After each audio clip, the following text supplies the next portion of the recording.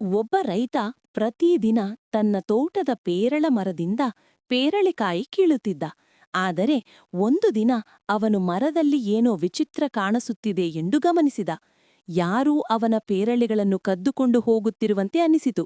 ಹಾಗಾಗಿ ರೈತ ಕಳ್ಳನನ್ನು ಹಿಡಿಯಲು ತನ್ನ ಗುಡಿಸಿಲಿನಲ್ಲಿ ಅಡಗಿ ಕುಳಿತ. ಮುಂದಿನ ದಿನ ಕಾಗೆ ಬಂದು ಪೇರಳೆ ಕದ್ದುಕೊಂಡು ಹೋದುದು. ರೈತ ಅದನ್ನು ಹಿಂಬಾಲಿಸಿದ. ಕಾಗೆ ತನ್ನ ಗೂಡಿಗೆ ಹಾರಿ ಹೋಗಿ ಪೇರಳನ್ನು ಅಲ್ಲಿ ಇಟ್ಟಿತು. ಅದನ್ನು ನೋಡಿ ರೈತ ಅರ್ಥ ಮಾಡಿಕೊಂಡ. ಕಾಗೆ ತಾಯಿಯಾಗಲಿದ್ದಾಳೆ. ಆಕೆ ತನ್ನ ಕಂದಮ್ಮಗಳಿಗೆ ಆಹಾರ ಸಂಗ್ರಹಿಸುತ್ತಿದ್ದಾಳೆ. ಕೆಲವು ದಿನಗಳ ನಂತರ ಭಾರೀ ಮಳೆ ಬಂತು. ಕಾಗೆಯ ಗೂಡು ನೀರಿನಲ್ಲಿ ಒಡೆದು ಹೋದುದು. ರೈತ ಓಡಿಹೋಗಿ ಕಾಗೆಯನ್ನು ತನ್ನ ಗುಡಿಸಲಿಗೆ ಕರೆತಂದ. ಕೆಲವು ದಿನಗಳ ನಂತರ ಕಾಗೆ ಮೊಟ್ಟೆ ಇಟ್ಟಿತು. ಅವುಗಳಿಂದ ಚಿಕ್ಕ ಚಿಕ್ಕ ಕಾಗೆಮರಿಗಳು ಹುಟ್ಟಿದವು. ಅದನ್ನು ನೋಡಿ ರೈತನ ಕಣ್ಣಲ್ಲಿ ಕಣ್ಣೀರು ತುಂಬಿತು. ಅವನು ಸಂತೋಷದಿಂದ ಅತ್ತನು.